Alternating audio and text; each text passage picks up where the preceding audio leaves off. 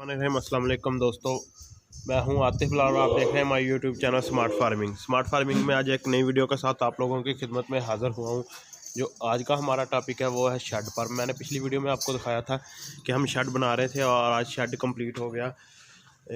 बस ये आप देख रहे हैं शेड के अंदर ही टोटली जानवरों को चारा डाला हुआ है, क्योंकि बाहर मौसम बारिश वाला है। 2 दिन से बारिश हो रही है, तो बारिश भी काफ़ी ज़्यादा हो रही है, तो इसी वजह से हम सब जानवरों को चारा यहाँ पर डाला। तो आपको फार्म पर बहुत सारी तब्दीलियाँ आई है, एक बार आपको दिखा देता हूँ पिछली साइड पर भी।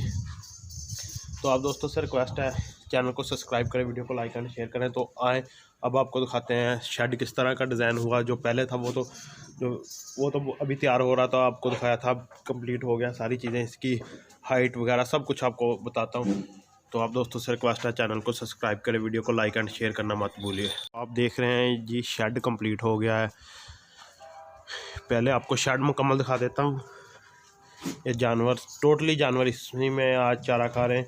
बाहर जो बारिश हुई है उस वजह से गीला है, तो बाहर चारा नहीं डाल सकते।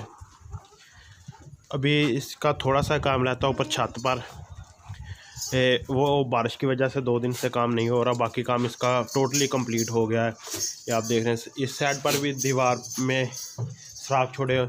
ये पिछली साइड पर था, पहले पिलर थे, वो पिलर वाला काम नहीं सूट किया, ठीक नहीं लगा, क्योंकि ये जगह ज़्यादा थी और उसकी वजह से बारिश भी अंदर आने के चांसेस थे, क्योंकि हमारे इलाके में हवा ज़्यादा इस तरह की होती है, तो ज़्यादा चांसेस थे बारिश के अंदर आने के, बारिश का पानी अंदर आने के। और बरामदा तो आप देख रहे हैं, ये जो शेड है ये कितना, इसकी हाइट 13 फीट है। तो अगर यहाँ से पानी आएगा तो वहाँ तक तो जाएगा, तो ये सेव नहीं था, इसलिए उनको भी बंद किया गया है। उसमें छोटे सुराख छोड़ दिए गए, ऊपर से तकरीबन 1-1 फीट जगह छोड़ दी है हवा क्रॉसिंग के लिए। ये सुराख से भी हवा क्रॉसिंग होगी, सामने से जो है फुली ओपन है। सर्दियों में इसके सामने मुकम्मल जो है तरपाल लगेगी, इनमें से कुछ सुराख बंद कर दिए जाएंगे सर्दियों में, क्योंकि ज़्यादा हवा ना लगे। ये सुराख बंद करने की ज़रूरत नहीं होगी सर्दियों में, क्योंकि सामने से तरपाल लगी होगी तो हवा नहीं क्रॉस होगी। वो जो सामने दीवार में उनको बंद किया जाएगा। तो सर्दियों के लिए भी ये होगा, सर्दियों को चारा डालने के लिए। वैसे तो सर्दियों के लिए ये शेड मुकम्मल है, अलहदा शेड बना हुआ। तो शेड ये आप देख रहे हैं सामने से ओपन है, ये गर्मी और सर्दियों के लिए शेड है। तो ये शेड दिखाने का और कुछ बातें करने का आप लोगों के साथ मकसद ये है, जब भी कोई goat farming new farmer start करता है तो वो कभी भी शेड पर इतना ज़्यादा खर्चा ना करे, वो एक नॉर्मल सा शेड बना ले। जब आपका काम ठीक हो जाए 2-3 साल बाद, जब आपको लगे कि अब आपको शेड की ज़रूरत है, तो फिर कंप्लीट करें, बनाएं। नहीं तो पहले आप किसी भी छोटे से शेड के साथ गुजारा कर सकते हैं, जिसको मिट्टी का शेड भी आप बनाया जा सकता है, जिसमें मिट्टी की जो दीवारें होती हैं उससे, या दूसरा स्टील का शेड होता है, सरिये का शेड बना होता है, मुख्तलिफ कानों का होता है, बांस का होता है, उस तरह के शेड का इस्तेमाल करें।